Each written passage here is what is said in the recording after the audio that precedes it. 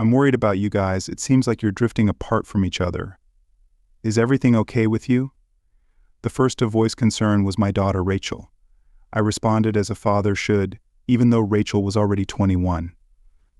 I reassured her that everything was fine between us, but at the same time, gears started to turn slowly. In my mind, is everything really fine? I trusted my wife Maura with my life. We had been together for 23 years, but Rachel was right. Something was off. Not everything had been perfect, but it was damn good. However, since Rachel left home, it seemed like Maura and I had been growing apart. I tried a lot, suggesting dates, trips, and spending time together. The typical response to my efforts was, "That sounds wonderful, Ian, but I'll be busy for the next few weeks, so let's do it." Next month, Maura seemed more interested in her friends, volunteer work, and hobbies. She was out for lunch almost every day and not with me. And if even Rachel noticed it, then things must be worse than I thought. Maura is an attractive woman with a great sense of style nor warm, inviting personality. I'm doing well myself, a decent job and income, staying in good physical shape. As I approached 50, I recalled happier times, including the day of our wedding when I felt like the happiest man on earth. Everything went perfectly. Although the best man speech was a bit more awkward than I would have liked, with references to a rather wild bachelor party. Not that I remembered much of it anyway. One thing about Maura's bachelorette party was a little strange. Along with all the girls her best friend Vince Hurst also attended, I didn't give it much thought since they were very close friends. I even wondered if he might be gay, because I had never seen him with a girl, but I also never saw him with any guys either. They often met up for drinks or meals, and I felt a bit uncomfortable about it, so I asked Maura about their relationship.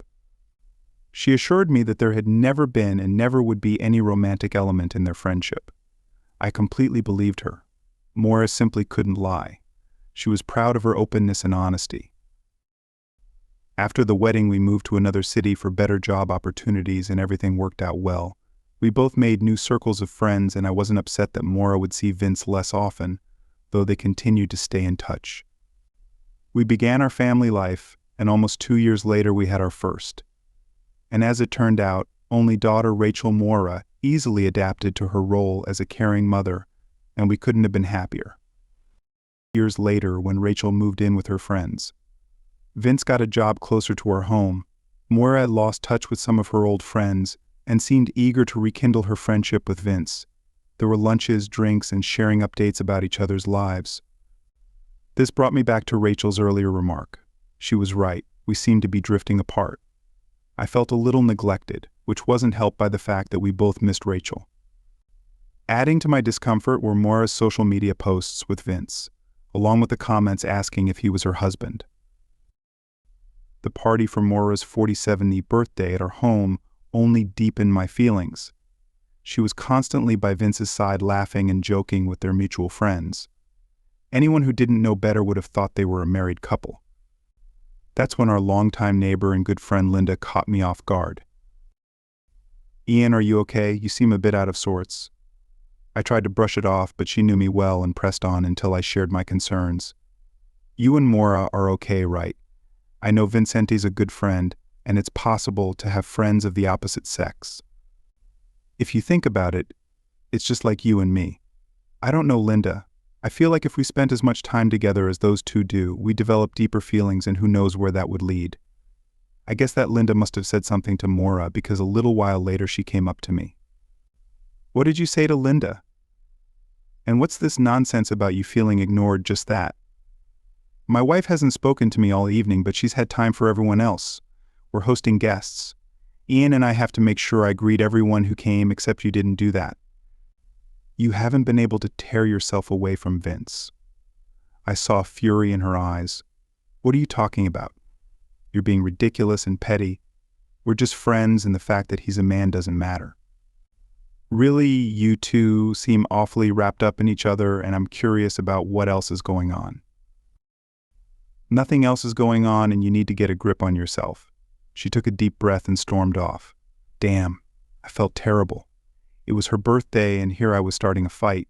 We didn't talk for the rest of the evening, and over the following week things didn't improve. I tried to apologize but failed. And of course there was no remorse from Moira's side. When we finally did talk, it didn't go well. She announced that Vince wanted her to go on a short weekend trip with him.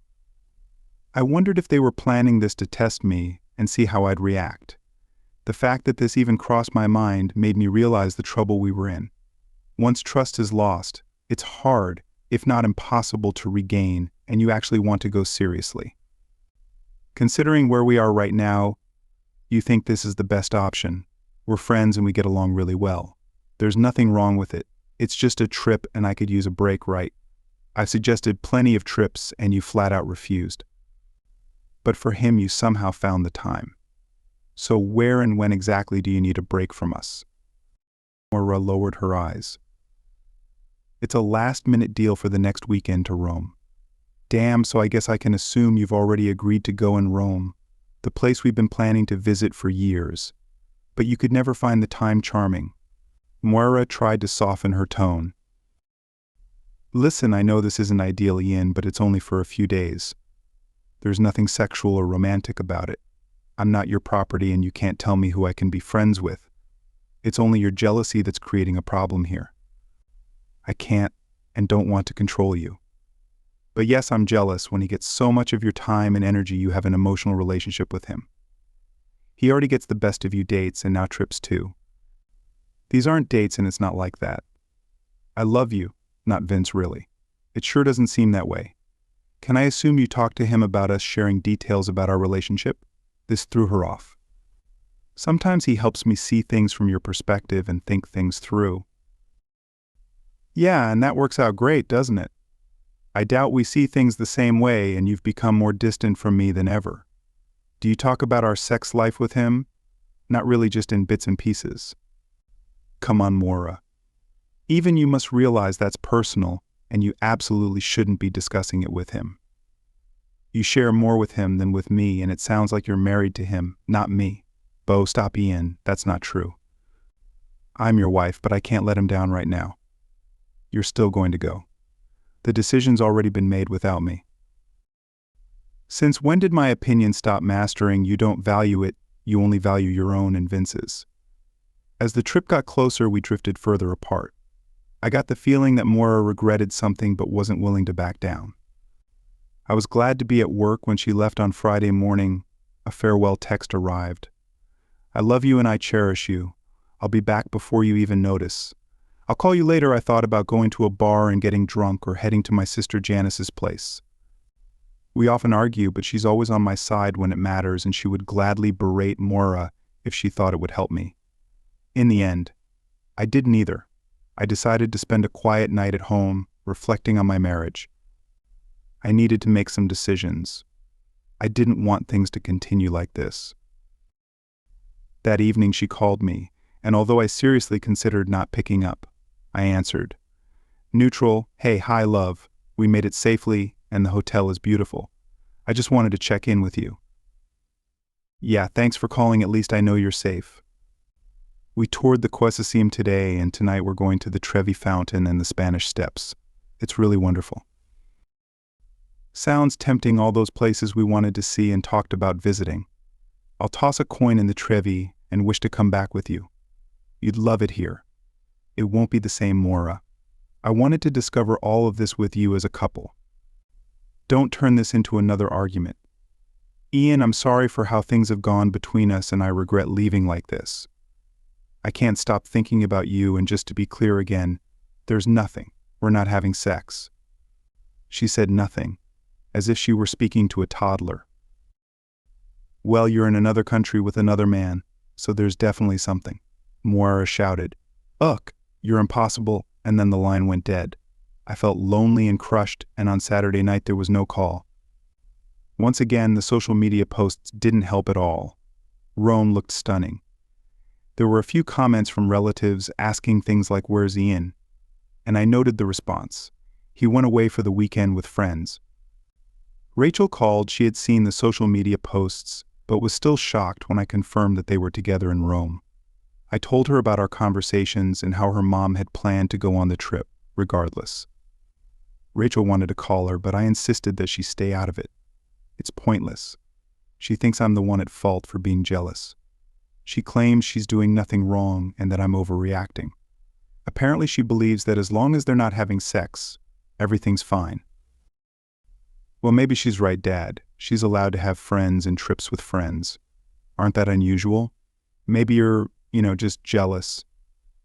I tried to suppress my irritation as I said before, Rachel, it's better if you don't get involved. There's a bigger issue here that neither you nor your mom are seeing. When Moira returns during Sunday afternoon tea, she tried to hug and kiss me. I didn't stop her, but it was weak and lacked enthusiasm. We tried to talk to each other, but it felt awkward with several false starts. I had never had to think before speaking to her, and I sensed she felt the same. I'm sorry I didn't call yesterday. My head's been spinning, and I'm not used to us fighting. I missed you so much, but I had every right to go on this trip. I know we need to talk more to work things out. Do you mean talk or just get me to see things your way? What if I took Linda with me on a weekend trip to Paris that would be inappropriate? She's divorced. So what? Vince is single. That's different. She likes you. Are you saying Vince doesn't like you? Seeing her hesitation. I pressed on, has he ever told you that he's in love with you? What? No, we've never considered anything like that, but he's in love with you. Don't you, from the way he looks at you and how he hangs on your every word? Maybe there's something to that. It's one of the reasons why I can't let him down. Imagine having those feelings for someone all this time, knowing it will never be anything more. You can't have both of us. Moira, and if you keep him this close, it might stop him from moving on. He could have met an amazing Italian woman this weekend, and it's affecting us. What I feel is abandonment. Come on, Ian. We're both confident and independent people. We've never lived off each other, I can't accept that the woman who should care about me more than anyone else seems to care more about her friend than me. Think about how much time and energy you put into us aside from the daily routine compared to what you do for Vince and your other friends. I was surprised when Vince knocked on my door and asked if he could come in. Moira's not here. Vince, she's at work. I know I wanted to see you. I'm not surprised after all. You're her confidant. I assume she tells you everything we discuss. She's my friend. You have nothing to worry about.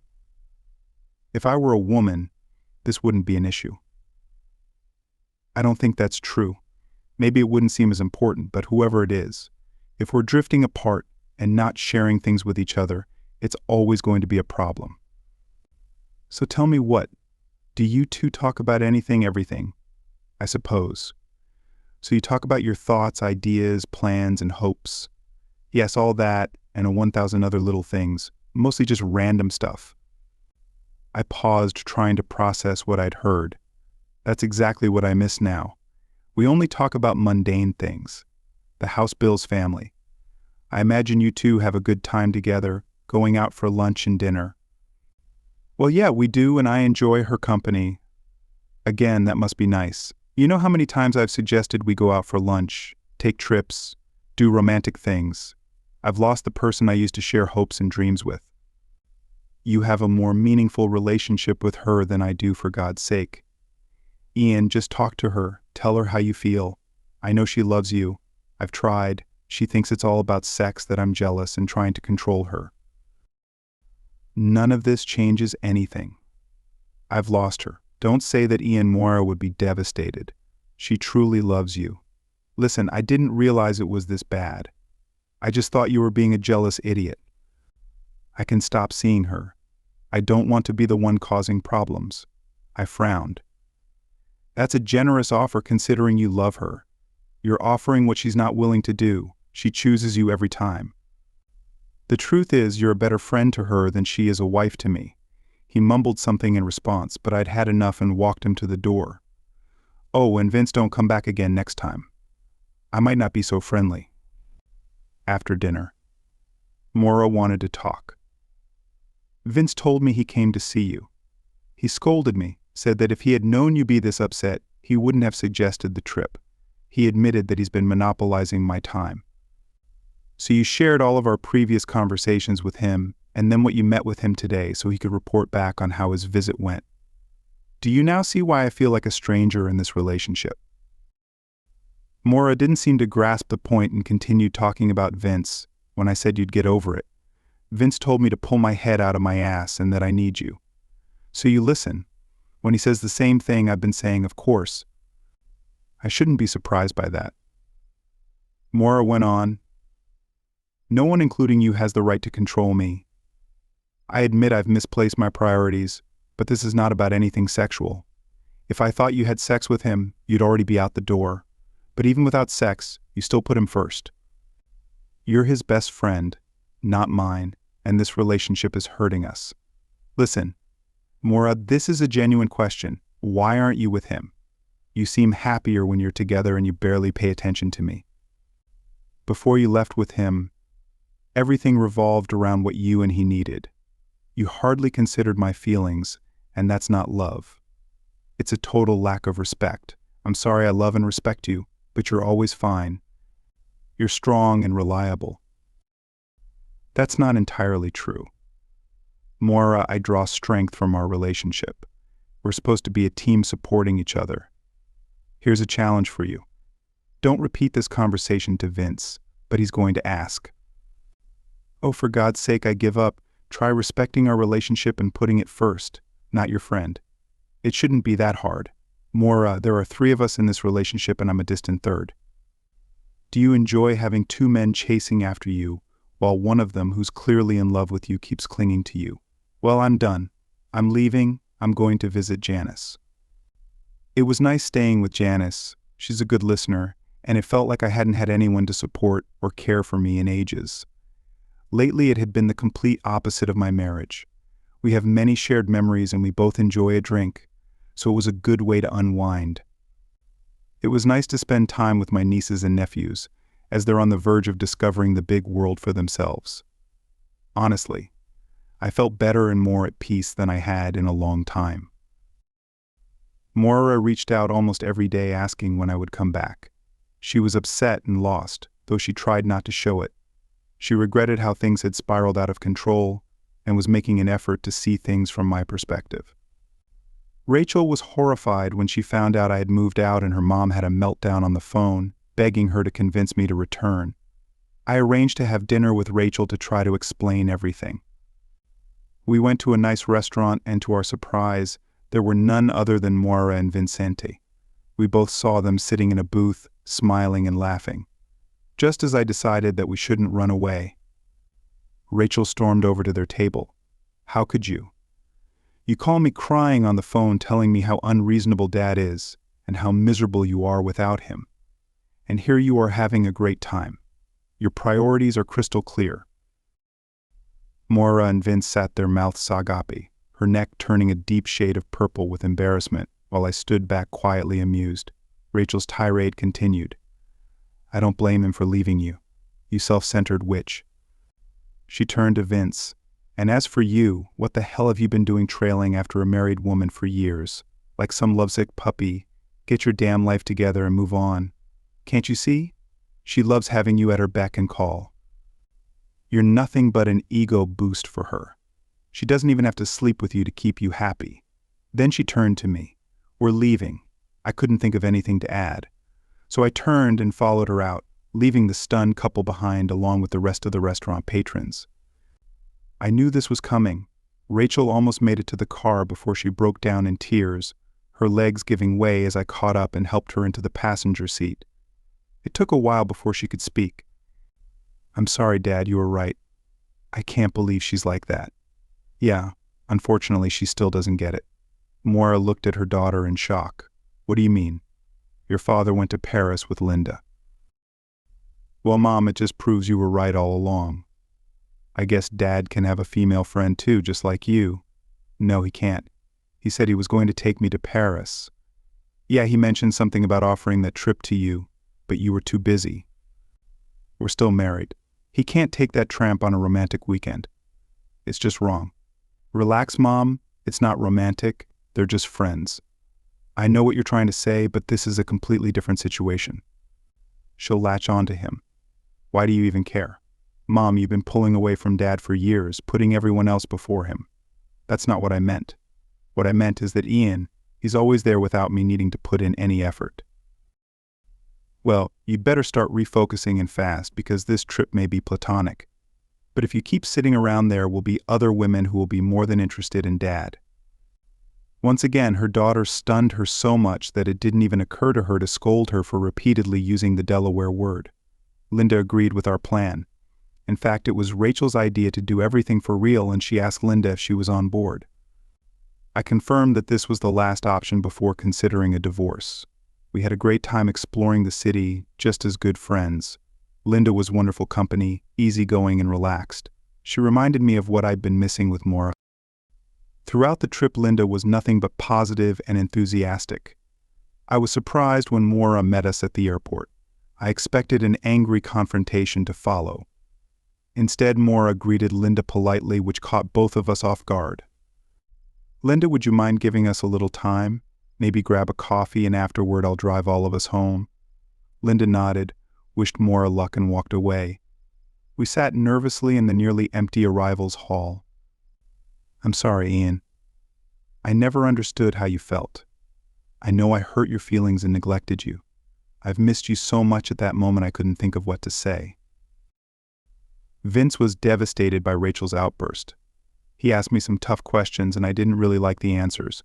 I craved his attention and encouraged it, and that doesn't reflect well on me as a person. "It seems like our friendship is over." I shrugged. "That doesn't fix us. Maura, you ignored me and prioritized someone else. I'm not even sure you like me anymore." "Of course I do. I like you and I love you." I was about to respond that I loved her too out of habit. But then it hit me that I wasn't sure anymore that deep connection with someone special had been missing for a long time. Maura noticed my silence and her eyes widened. "Please give me another chance. Ian, we can't throw away 23 years of marriage because of a friendship." "Not because of that." "No, but we can. If there's no respect, no trust. And if the person you love most in the world keeps putting other men above you, I know I messed up. I really do respect you completely, but I took you for granted, assuming you'd always be there. That trip to Rome was a mistake. We convinced ourselves that you were just jealous and trying to control me. So part of the reason for the trip was to prove that I'm independent and can make my own decisions." It's hard to call it independence when you're constantly attached to him. She seemed panicked and was trying to come up with a solid argument for us to stay together. Just give me 3 months, I'll prove it to you." "It doesn't matter what I say right now because you don't trust me and I get that. So let me prove it to you. Give me 3 months to show you, and if you're happy, then give me another 3 months. After that, her words came out in a flustered rush, but she seemed sincere. I reluctantly agreed, though without much hope. It was hard for me to believe she could change that drastically. At first she succeeded. It was like we'd gone back 5 years in our marriage, focusing on each other and talking more. I thought the changes wouldn't last and we'd slip back into our old routine and relationship. But Moira proved me wrong. Eventually I had to tell her to relax. Things were going well and there was no need to force it. We were spending more time together, listening to each other and sharing all our plans and dreams for retirement. She still sees Vince from time to time and I'm fine with it. That relationship has changed too. Moira told me she's trying to set him up with a couple of her single friends. Linda was happy for us and has remained a close friend and neighbor. Rachel is thrilled and believes it's thanks to her that we're back together and I didn't argue much about it. Now we're on our 30T 3-month extension and we're still living together. Thank you for listening until the end. See you in the next episode of English Epic. Take care of yourself and your loved ones. Goodbye.